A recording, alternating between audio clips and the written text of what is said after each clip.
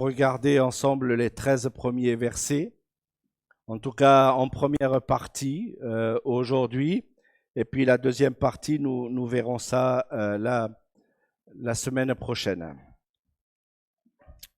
Alors le titre de mon message ce matin, c'est « Seigneur, enseigne-moi la prière ». Alors j'ai dans ma bibliothèque, si vous y allez, vous pouvez vous montrer dans mon bureau que j'ai plusieurs livres sur la prière. Et j'ai voulu pendant quelques années, en tout cas, connaître un peu ce que les gens pensaient, en tout cas, sur la prière dans le milieu évangélique ou dans le milieu protestant, ou savoir un petit peu la teneur de ce que les gens faisaient dans la prière. Et un des personnages, en tout cas, qui m'a marqué au début de ma vie chrétienne, c'était l'histoire de George Muller. Et George Muller a pris tellement à cœur son ministère en Angleterre. Il aidait des orphelins. Et durant sa vie, son seul but, c'était de demander à Dieu des choses qui, à l'époque, on aurait pu s'étonner, en tout cas, de faire. Mais à l'époque, cet homme a pris à cœur de demander uniquement à Dieu les choses. Et Dieu l'a béni. Dieu l'a béni. Il a nourri pendant de nombreuses années des orphelins en Angleterre, des gens qui étaient des enfants qui étaient dans les rues. Et il avait à cœur, en tout cas, de faire ce ministère en Angleterre. Et son seul but, c'était de demander des choses à Dieu. Et si vous lisez ce livre, eh bien, qui existe encore aujourd'hui, à la maison de la Bible, eh bien, il demandait, il recevait. C'est pas merveilleux ça? Demander à Dieu et de recevoir dans l'immédiat. Je crois, si j'ai bien souvenir, il y avait un problème dans l'histoire, en tout cas du livre.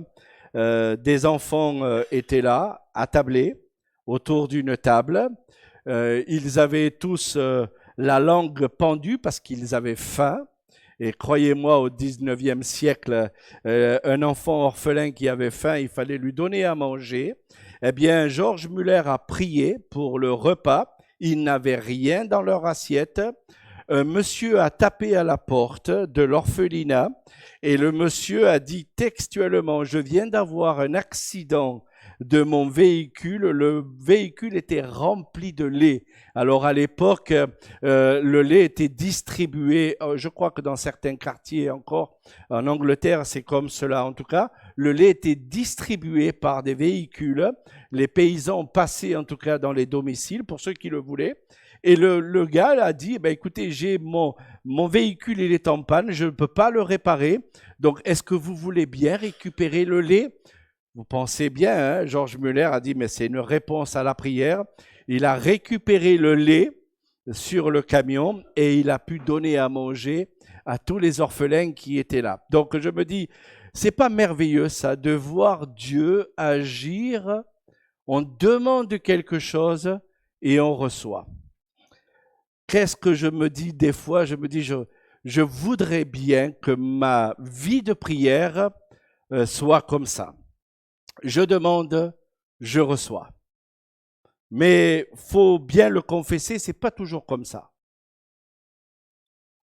Il y a des prières que j'ai fait et que je fais encore dans le passé qui n'ont pas encore la réalisation.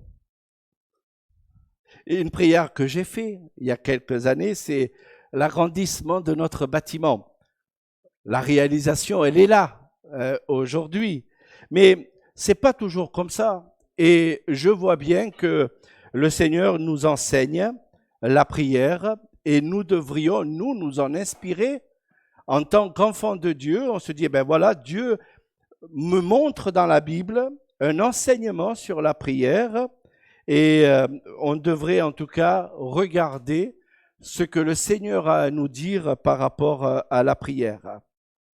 Ian Newberry, je ne sais pas si vous connaissez, c'est un personnage évangélique qui fait des séminaires sur la prière. Et il dit ceci dans un de ses livres, que la prière pour lui est un retour à l'essentiel, Dieu. C'est-à-dire pour lui, dans son esprit, si vous regardez les séminaires qu'il fait, j'ai eu l'occasion d'assister à un ou deux séminaires, les séminaires qu'il fait, il dit, pour lui, la prière est un retour à l'essentiel, Dieu. Et je pense que nous, en tant qu'enfants de Dieu, on devrait apprendre à prier. On devrait recevoir un enseignement sur la prière pour que nous puissions mettre en pratique dans notre vie quotidienne. Je me dis, on doit apprendre à prier. Quelle n'est pas cette demande?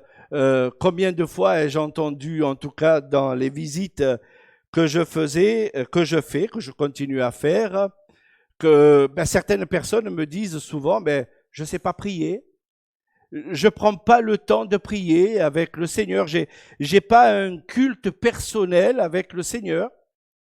Et c'est sûr que ça m'attriste d'entendre ce genre de choses, mais en même temps, c'est une réalité. Je ne suis pas là en train de vous dire des choses qui ne sont pas réelles chez certains chrétiens au XXIe siècle. Charles Spurgeon, un grand prédicateur du XIXe siècle, a dit « Plongez-vous en Dieu comme dans une mer profonde, vous en ressortirez renouvelé, rafraîchi et plein d'une nouvelle vigueur. » Voilà ce que Charles Spurgeon a dit, et Dieu a béni son ministère. Quand vous lisez son livre, qui existe aussi à la Maison de la Bible, eh bien, vous voyez que Dieu a béni ce prédicateur. C'était un homme qui prêchait la parole de Dieu. Il a voulu mettre le Seigneur à la première place, mais c'est un homme aussi qui prenait du temps avec le Seigneur avant d'aller apporter la prédication. Alors, bien sûr que je dois confesser que quand j'ai plongé mon regard dans le Seigneur, j'ai été renouvelé, j'ai été rafraîchi, j'ai été en pleine vigueur. Quel est le chrétien qui n'a pas dit un jour « J'ai passé un bon moment avec le Seigneur. J'ai été renouvelé. J'ai fait le culte personnel ce matin. J'ai été rafraîchi par le Seigneur. » J'ai envie de le dire, est-ce que tu le fais tous les jours? Je pense que des fois, on oublie ce que le Seigneur nous dit dans sa parole, et je voudrais en tout cas qu'on regarde ensemble un petit peu sur la prière. Je vais prendre un petit peu de temps ce matin, je vais même dépasser le temps qui m'est imparti, mais je voudrais en tout cas vous montrer ce que le Seigneur a à nous dire sur la prière. Luc chapitre 11, je vais lire les 4 premiers versets. Jésus priait un jour à un certain lieu. Lorsqu'il eut achevé, l'un de ses disciples lui dit « Seigneur, enseigne-nous à prier comme Jean l'a fait à ses disciples, à enseigner à ses disciples. » Et il leur dit « Quand vous priez, dites Père, que ton nom soit sanctifié, que ton règne vienne. Donne-nous aujourd'hui notre pain quotidien. Pardonne-nous nos péchés, car nous aussi nous pardonnons, et quiconque nous offense, et ne nous enduit pas en tentation. » 4 versets ce matin suffira largement. Je me dis, voilà un enseignement de la part du Seigneur sur la prière. Certaines personnes ont dit, eh bien voilà, Dieu nous dit le Notre Père, on va se servir de ce Notre Père, on va le réciter 36 fois, et puis on va recevoir la bénédiction de Dieu. Si je récite 36 fois Notre Père, je vais recevoir la bénédiction de Dieu. Je ne pense pas que c'était l'objectif de notre Seigneur en donnant le Notre Père. Par contre, le Seigneur nous dit, ben voilà, quand vous priez, voilà comment vous devez agir dans votre demande avec le Seigneur. Eliphaz, dans les discours qu'il faisait avec Job, il a dit à un moment donné, dans Job 22, verset 21, « Attache-toi donc à Dieu et tu auras la paix. Tu jouiras ainsi du bonheur. » C'est la promesse pour vous aujourd'hui. Si vous voulez une promesse, je l'ai soulignée. Job chapitre 22, verset 21. Chapitre 22, verset 21. Attache-toi donc à Dieu et tu auras la paix. Tu jouiras ainsi du bonheur. Dans la pratique, faut reconnaître que de moins en moins les chrétiens prient. Je ne suis pas le seul à le dire. Je fais des rencontres pastorales de temps en temps et on se demande comment va ton église? Est-ce qu'elle prend du temps dans la prière? Est-ce qu'elle prie ton église? Est-ce qu'elle se met à genoux? Alors certains vont un peu dans l'extrême, mais faut reconnaître que nos réunions de prière se vident de plus en plus. On a toutes sortes d'excuses pour dire « je ne viendrai pas à la réunion de prière ». Et certains pensent que prier, ça reste occasionnel. Quand j'ai besoin, je prie. Quand j'ai pas besoin, je ne prie pas. Certains pensent que la prière ne devrait pas devenir occasionnelle, mais un style de vie. Et certains, en tout cas, l'ont écrit dans les livres de la prière, que la prière doit devenir quelque chose de quotidien. Et le Seigneur nous enseigne à le faire quotidiennement. Je voudrais vous montrer, en tout cas assez rapidement, un survol sur ce que la Bible dit sur la prière. La Bible enseigne la prière, le Seigneur l'a enseigné à ses disciples. Eh bien, nous avons bien sûr le devoir de regarder ce que Dieu dit sur la prière. Le Seigneur dit, Matthieu chapitre 26, verset 41, « Veillez et priez ». Luc chapitre 18, verset 1, « Il faut toujours prier ». Romains, c'est l'apôtre Paul qui parle à cette église de Rome. Persévérer dans la prière. Paul qui parle aux Éphésiens, dans l'église d'Éphèse, Éphésiens chapitre 6, verset 18, « Faites en tout temps par l'Esprit toutes sortes de prières. » À Colosse, Paul a dit, au chapitre 4, verset 2, « Persévérez dans la prière. » À Philippe, il a dit, « En toutes choses, faites connaître vos besoins à Dieu par des prières, des supplications, avec des actions de grâce. » Philippiens chapitre 4, verset 6.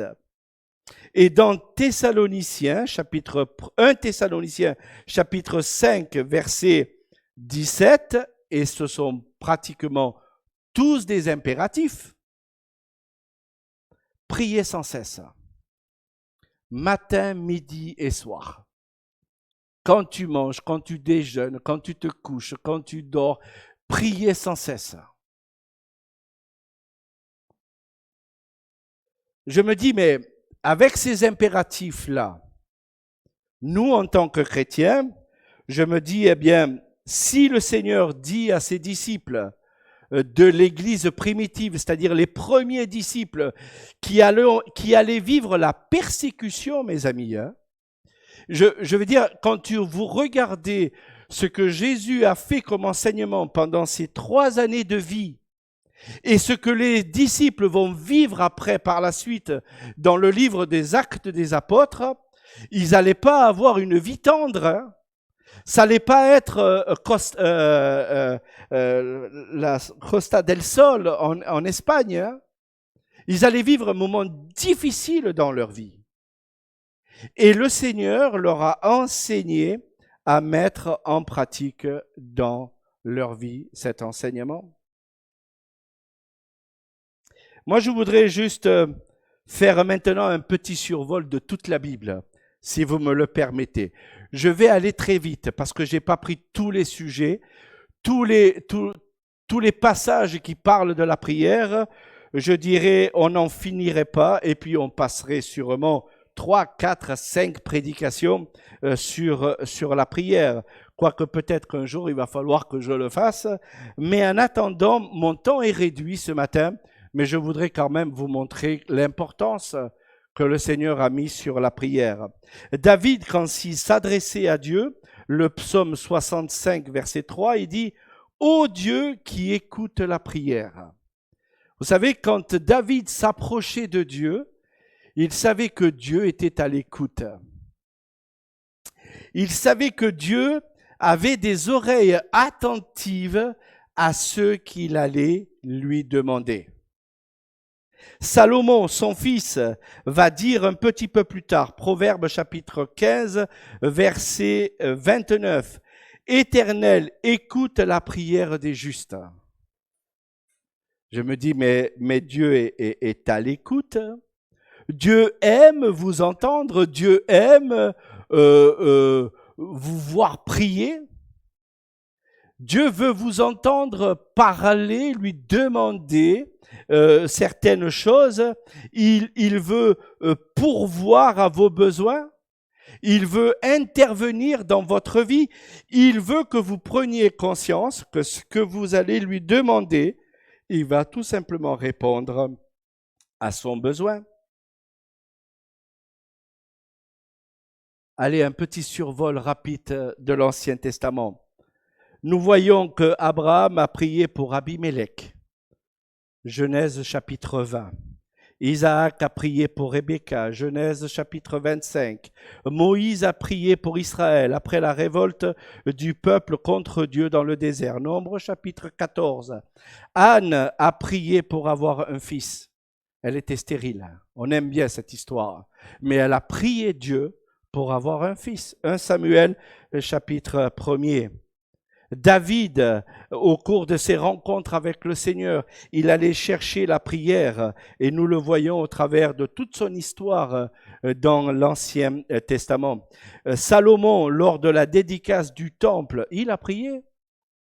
Il avait fait un magnifique temple et il a fait une dédicace ce jour-là et il a prié. Élie, le prophète dans l'Ancien Testament, il a prié pour la résurrection de l'enfant de la veuve. Élisée, le prophète qui va venir après par la suite, pareil, il a eu un problème avec un enfant qui est décédé, il a prié pour la résurrection du fils de la Sunamite. Ézéchiel, le roi, il a prié parce qu'il avait un conflit avec les Assyriens. Et quand il a été malade, quand il a eu une maladie, il a prié et Dieu l'a béni. David a prié pour son pardon personnel, psaume 51. Jonas a prié quand il était dans le ventre du poisson.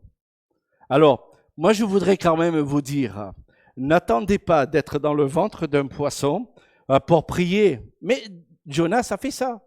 Jonas, quand il a été dans le ventre du poisson, il a commencé à crier à Dieu. Et vous avez cette histoire dans le livre de Jonas. Mais je me dis, mais combien d'entre nous attendons le poisson de l'épreuve pour demander à Dieu de nous délivrer? Combien d'entre nous le faisons ça? On attend d'être dans le poisson de l'épreuve pour dire, Seigneur, voilà, je suis dans l'épreuve maintenant, délivre-moi. Fais que ce poisson n'apprécie pas les Jonas, qu'il me rejette. Et le poisson, en réalité, devait avoir une indigestion parce qu'il a réellement jeté Jonas sur le bord de la mer. Nous avons comme ça, dans tout le Nouveau Testament, des tas d'histoires qui font que Dieu était à l'écoute des gens qui criaient à lui. Et je me dis, mais dans le Nouveau Testament, C'est-à-dire, allez, je vais laisser l'ancienne alliance. Je voudrais venir dans la nouvelle alliance maintenant. Regardez la prière, les prières que nous voyons dans le Nouveau Testament. Vous savez que vous avez par exemple la prophétesse, Luc chapitre 2, Anne, priait dans le temple. Elle était assidue, cette femme. Elle venait chaque jour au temple et elle priait et Dieu l'a entendue. Elle voulait voir le Messie. Les apôtres ont prié. Quand vous regardez le livre des Actes des apôtres, on voit que ce sont des gens qui étaient à l'œuvre. Ils se mettaient à genoux, certains. Ils demandaient à Dieu.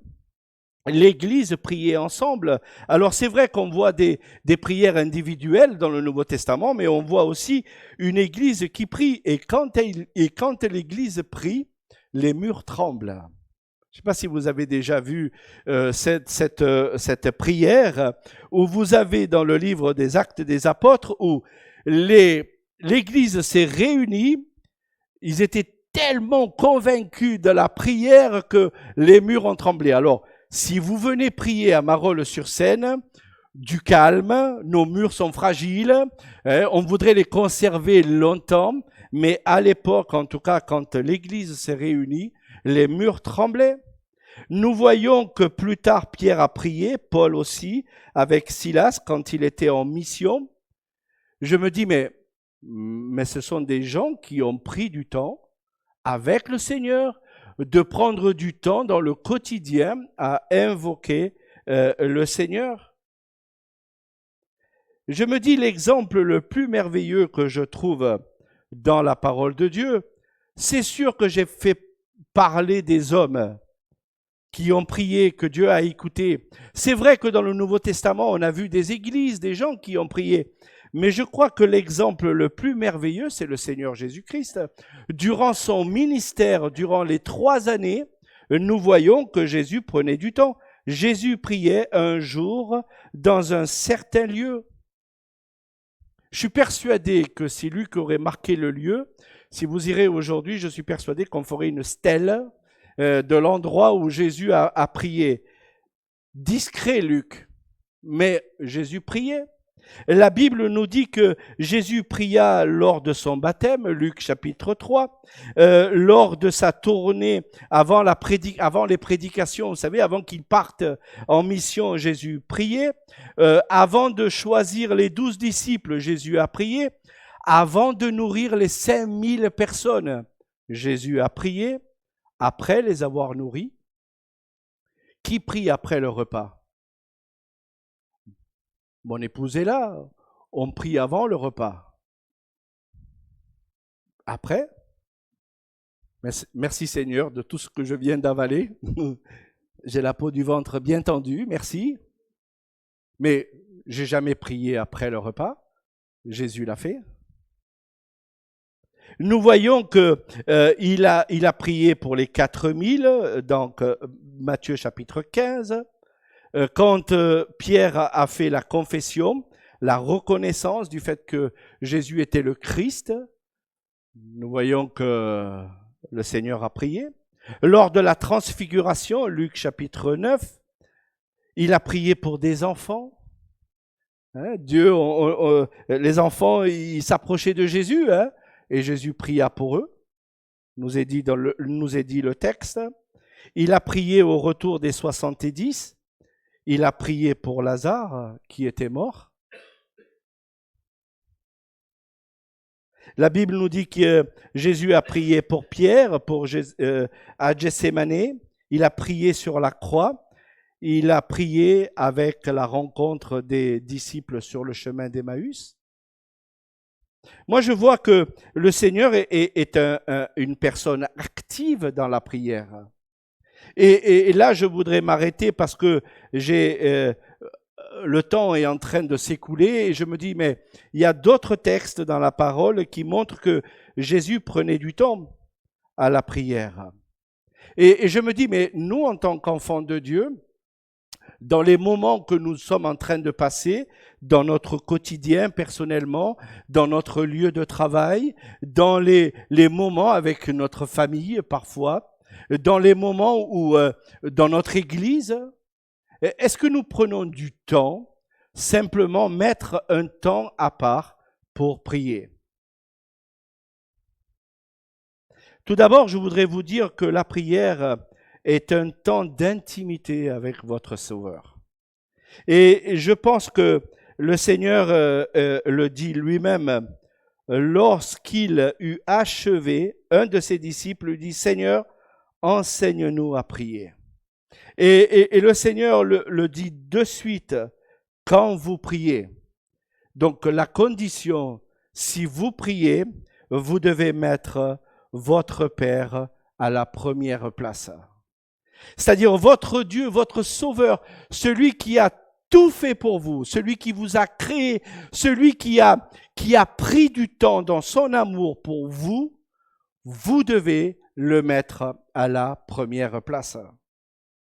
Et je pense que c'est important de mettre Dieu à la première place. Et le Seigneur va montrer à ses disciples, eh bien, un modèle de la prière. C'est pas le modèle parfait, mais c'est un modèle qui se trouve 2 fois dans la Bible, dans l'évangile de Matthieu et dans l'évangile de Luc, ou souvent appelé prière dominicale chez les protestants. Mais ça ne veut pas dire que nous devons faire un petit rituel, dimanche après-midi, dimanche, on va se servir du Notre Père, quoique de plus en plus le Notre Père est complètement oublié. Hein.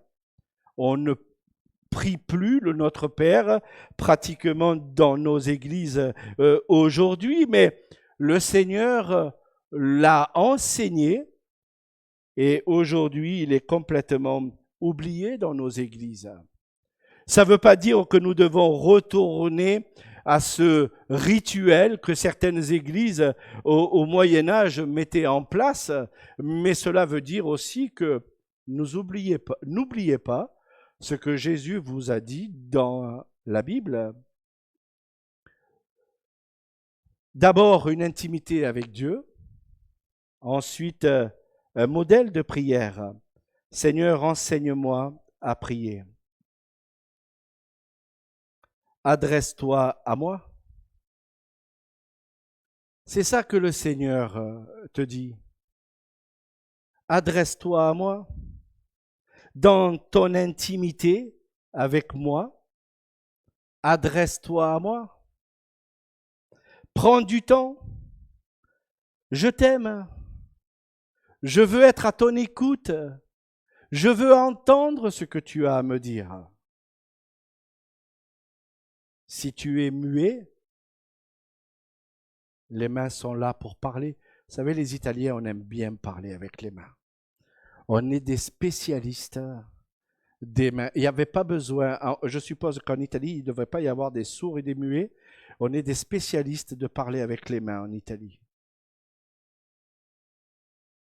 Mais le Seigneur vous entend dans votre intimité. Il n'y a pas besoin de dire grand-chose. Hein. Le Seigneur vous entend. Adresse-toi à Dieu.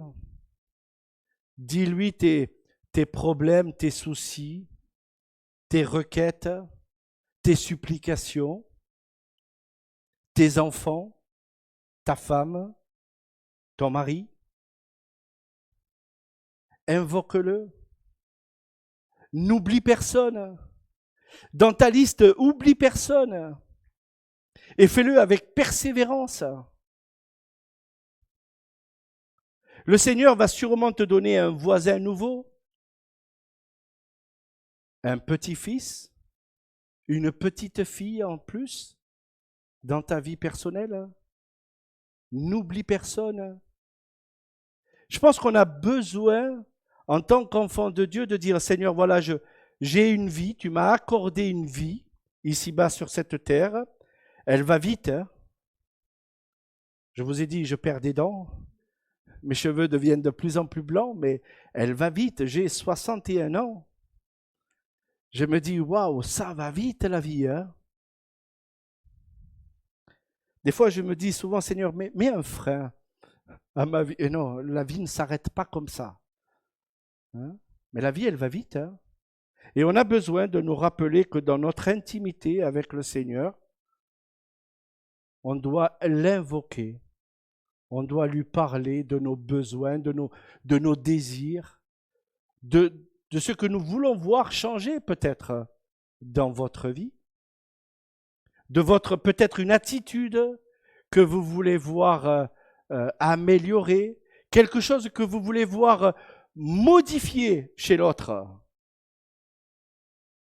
Peut-être que Dieu vous écoute, peut-être que Dieu vous entend parce qu'il vous aime.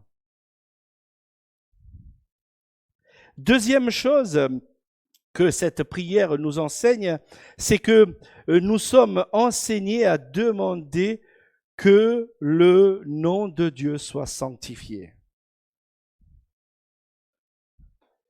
Quelles sont les requêtes que j'ai déjà entendues? Allez Seigneur, je prie pour ça, et puis Amen. Terminé, fini, bouclé, mis dans la poche. Et pourtant, le Seigneur me demande, quand je dois prier, de dire toujours que le nom de Dieu soit sanctifié. C'est-à-dire, je dois désirer dans cette requête que je veux respecter mon Dieu. Dieu doit être quelqu'un qui doit être mis à la première place. Mon Dieu est quelqu'un que je dois respecter, que je dois honorer, que je dois louer. Alors, dans notre Église, on essaye en tout cas de penser à ça, de se dire quand on a un culte dominical, eh bien, nous voulons mettre en avant le fait de louer, d'adorer notre Seigneur. Mais ça ne doit pas se faire uniquement que le dimanche matin, de louer le Seigneur. Hein. Je loue le Seigneur, je l'exalte, je vais au culte le dimanche matin, et puis le reste du temps, bye bye. Dieu dans les oubliettes. On verra dimanche. Si je suis motivé à me lever pour aller au culte, on verra dimanche. Et le reste du temps, bye bye.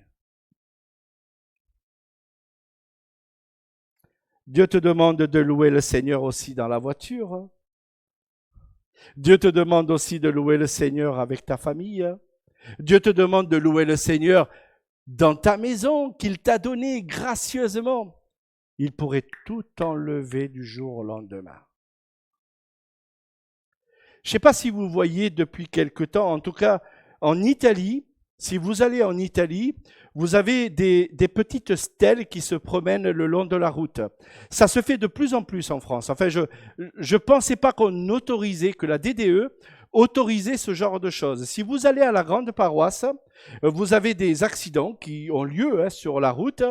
Eh bien, il y a de plus en plus de personnes qui viennent maintenant mettre sur le bord de la route une petite croix ou un petit monument. Nous avons, par exemple, si vous allez à la grande paroisse, un accident qui a eu lieu il y a quelques mois en arrière, où quelques jeunes sont morts d'un accident de voiture. Alors, ils étaient ivres, d'après ce qu'on a entendu. Ils étaient même, ils avaient le hashish, d'après ce que j'ai compris. Mais c'est pour vous montrer, n'est-ce pas, qu'aujourd'hui, ce sont des choses qui se font. C'est-à-dire que quand la famille va passer là, on doit se souvenir que son enfant est décédé. Mais je crois, si j'ai souvenir et si je ne me trompe pas, si vous allez vers nos gens, vous avez aussi des gens qui ont eu des accidents où avec, je crois qu'il y a un pneu sur le bord de la route avec une stèle qui a été faite. Mais ça se fait de plus en plus en France. Mais le Seigneur nous demande de nous rappeler là où tu te trouves, loue le Seigneur. Crains Dieu, parce que Dieu peut tout arrêter du jour au lendemain. Et il a le droit de tout arrêter. Si vous pensez que vous êtes éternel ici-bas sur cette terre, Dieu a le droit de tout arrêter. Nous devrions nous préparer à ce moment-là. Seigneur, je suis jeune. Attends encore un peu, s'il te plaît. Quand je vois qu'il y a des gens qui meurent sur la route, ils n'ont même pas 20 ans. Il y a des jeunes qui meurent. aujourd'hui. Vous ne pensez pas que c'est un cri dans la prière? Dire Seigneur, attends, je suis jeune, je ne suis pas marié, je n'ai pas d'enfant, je n'ai pas de famille. Hein? Respecte Dieu, crains Dieu, que ton nom soit sanctifié, que ton règne vienne. Alors là, si vous parlez avec certaines personnes dans le milieu évangélique, alors là, on va souvent te demander quel est le jour du retour de notre Seigneur Jésus-Christ. Donne-moi la date, afin que je puisse m'y préparer. Mais la date, on ne l'a pas. Et personne là. Et ceux qui ont essayé de mettre une date, ils se sont souvent trompés. Et ils se trompent encore aujourd'hui. Et pourtant, nous devrions dire dans sa grande souveraineté, Dieu ton Sauveur, va un jour revenir parce qu'il a promis qu'il allait revenir. Et nous devrions demander au Seigneur, Seigneur, que ton règne vienne. Ça va mal. Ce monde va mal, il va à sa perte. Il se frappe de plus en plus, il devient rebelle de plus en plus. Le moindre mot que vous dites maintenant, vous pouvez recevoir une gifle de la part de quelqu'un. Je me dis, mais ce monde va mal. Mais quand je vois les personnes qui sont à la tête, que ce soit du côté de l'Ouest ou que ce soit du côté de l'Est, franchement, ils ne sont pas du tout exemplaires. Hein. Et ce n'est pas eux que nous devons suivre, ni les people, hein, les jeunes qui sont là. Ne suivez pas les people. Hein. Ce ne sont vraiment pas des gens à suivre comme exemple. Hein. Honnêtement, quand je regarde certaines personnes se comporter dans le monde aujourd'hui, ils se marient le samedi, ça leur coûte 250 000 € et le lundi matin, ils passent au divorce.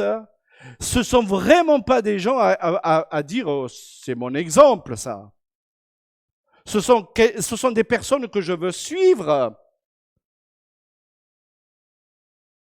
Si vous avez des gens qui marchent selon le Seigneur, eux, vous devez les suivre.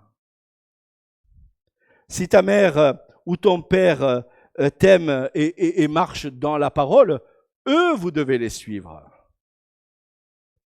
Mais les people, fuyez. Fuyez ces gens-là. Ce ne sont vraiment pas des gens qui nous inspirent. Hein. En tout cas, ils m'inspirent de moins en moins. Chaque fois que j'en vois un, je me dis, j'ai même pas envie de lui serrer la main.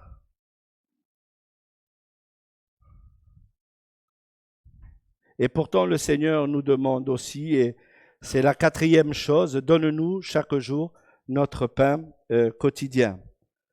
Voilà un exemple que le Seigneur veut que nous mettions en place dans la prière. Tout d'abord, mets Dieu à la première place, que le nom de Dieu soit sanctifié, que son règne vienne. Donne-nous aujourd'hui notre pain quotidien. J'ai toujours prié pour mon pain quotidien. J'ai toujours prié pour ça. Depuis que je suis un enfant de Dieu, j'ai toujours prié pour le pain quotidien. Je me dis, je suis gracié. Dieu vraiment, quand je vois le gaspillage dans ce monde, et quand je vois certains pays qui n'ont pas 1/10 de ce que j'ai, je me dis merci Seigneur pour le pain quotidien. Dans certains pays ou dans certaines îles, vous qui connaissez, la Guadeloupe, le robinet d'eau se ferme de plus en plus. Il y a de moins en moins d'eau. Pour ceux qui sont des Antilles, pour ceux qui sont des Antilles, vous le savez, hein, je ne suis pas là en train d'inventer quelque chose. Hein. En Guadeloupe, le robinet se ferme de plus en plus. Dire que moi, quand j'ouvre le robinet, ça coule. Il paraît que le Français dépense 150 litres d'eau par jour. Il y avait ça à un moment donné aux Antilles, et hop, on tourne le robinet. Il y aura moins de gens qui auront peut-être de l'eau. Vous avez dans le sud de la France certains maires qui disent, écoutez, ici, il y a trop de touristes, on coupe l'eau maintenant. Je me dis, mais c'est incroyable ce qui se passe dans ce monde. Est-ce qu'on va se disputer pour 1 litre d'eau? Est-ce qu'on va se disputer pour une bouteille en plastique d'eau? Je pensais à un moment donné qu'on allait se disputer pour 1 litre d'essence. 1 litre d'eau, ça va devenir pour certains une denrée rare. Hein? Et je pense que quand le Seigneur dit « prie pour ton quotidien », moi je pense qu'on devrait prier pour notre quotidien, hein?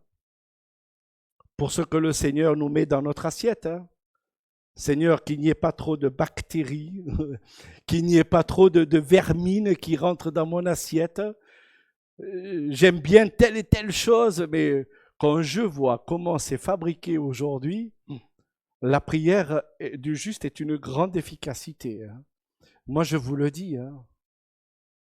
On devrait prendre le temps de dire, Seigneur, merci pour ton assiette que tu me mets sur la table, mais permets que je ne meure pas à cause d'elle. Hein. Oui, le Seigneur nous demande ces choses et je pense que c'est un réel enseignement. Et puis le verset 4 pour conclure, pardonne-nous nos péchés. Alors pensez que nous sommes des êtres parfaits, oui c'est vrai. On a une identité en Christ, on a une valeur en Christ, mais on n'est pas parfait. Et loin de là. La perfection, c'est dans l'éternité. On a encore un peu de travail à faire dans notre vie, surtout dans notre vie personnelle. Chez les autres aussi, le Seigneur va faire du travail, mais chez nous, on a encore du travail à faire. Le Seigneur veut encore te modeler. Le Seigneur veut encore que tu arrives à cette perfection que tu n'es pas encore. Ça va arriver un jour. Tu verras dans l'éternité, alors là, on ne pourra plus rien dire de Nicolas. Là, il sera parfait. Il aura des ailes, il sera blanc, transparent, il sera plus que parfait. On ne pourra plus rien dire sur Nicolas. Ouais, mais dans l'éternité. En attendant, on n'est pas l'éternité. Et le Seigneur ne nous a jamais promis l'éternité ici-bas sur cette terre. Donc en attendant ce jour, eh bien, je dois faire des efforts. Et le Seigneur t'enseigne à pardonner tes péchés. Quand tu as commis quelque chose qui n'est pas glorieux, demande pardon au Seigneur. Et en même temps, pardonne à celui qui t'offense. Hein. Ne l'oublie pas. S'il y a quelqu'un qui t'offense, n'oublie pas de ne pas lui pardonner. Parce que si tu n'apprends pas ça dans ta vie, eh bien, le Seigneur ne va pas non plus te pardonner. C'est dans la Bible, je ne l'invente pas. Je ne l'invente pas. Si tu ne sais pas pardonner, si tu n'apprends pas à pardonner, le Seigneur, Dieu, ne va pas non plus te pardonner.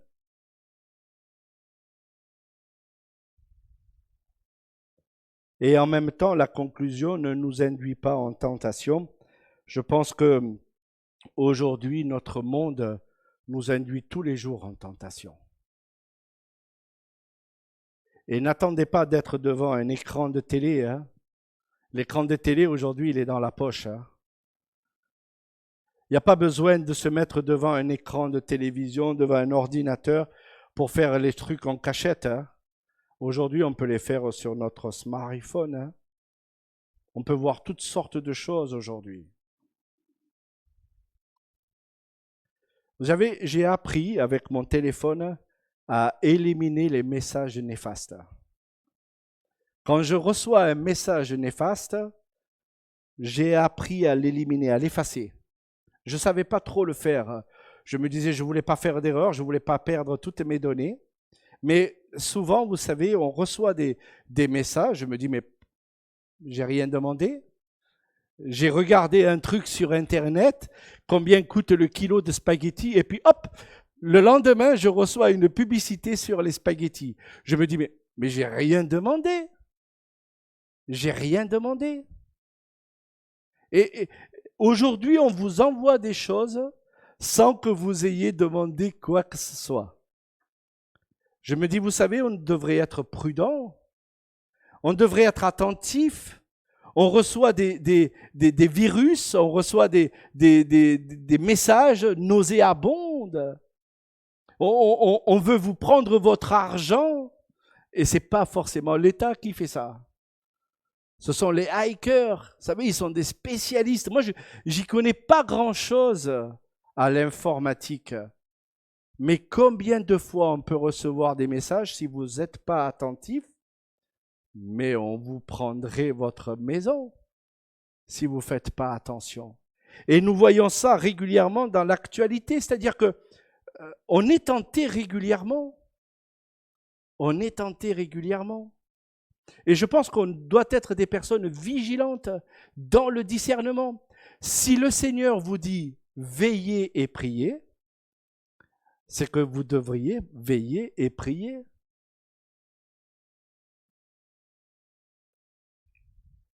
Dieu est capable d'accomplir de grandes choses. Est-ce que tu es à l'écoute ou est-ce que tu demandes à Dieu, tu parles à Dieu? Dieu est prêt à faire de grandes choses. Je me dis ressusciter un mort. Est-ce que vous pensez au 21e siècle que Dieu soit capable de faire ça? Moi, je le crois. Est-ce que vous pensez que Dieu est capable de faire un enfant à une femme stérile? Dieu est capable.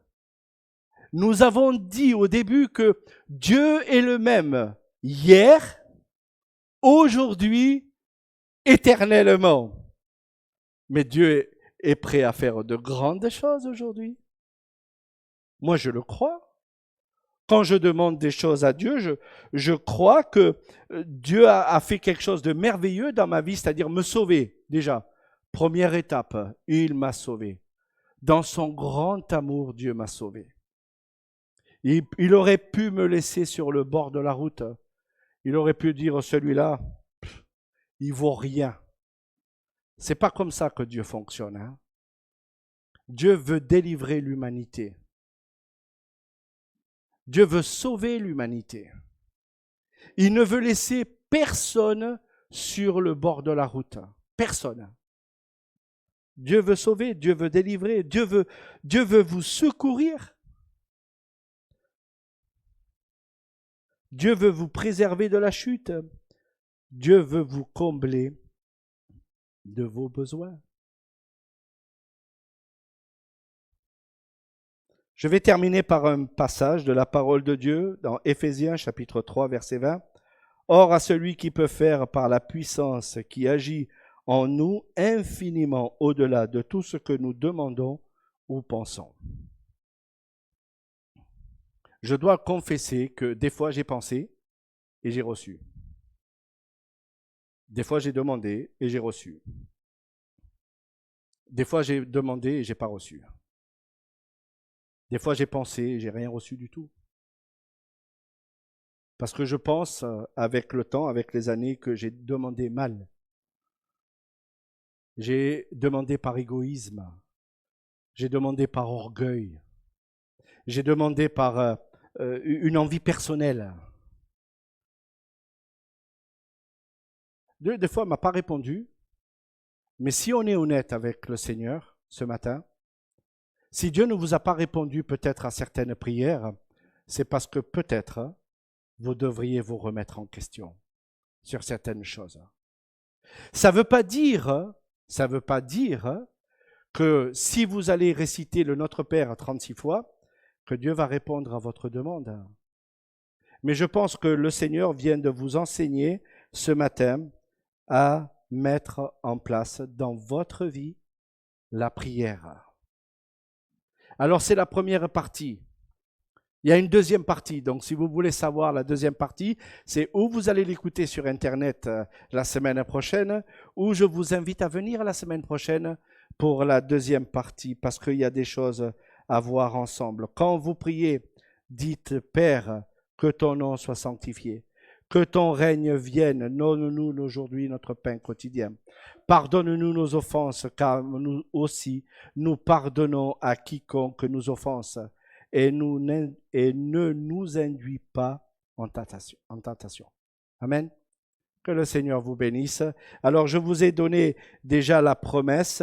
Je voudrais simplement vous la rappeler pour conclure ce temps avec le Seigneur ce matin.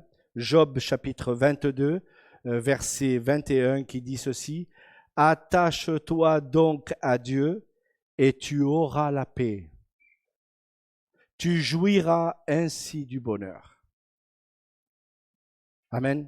Que le Seigneur vous bénisse. Et je vous dis à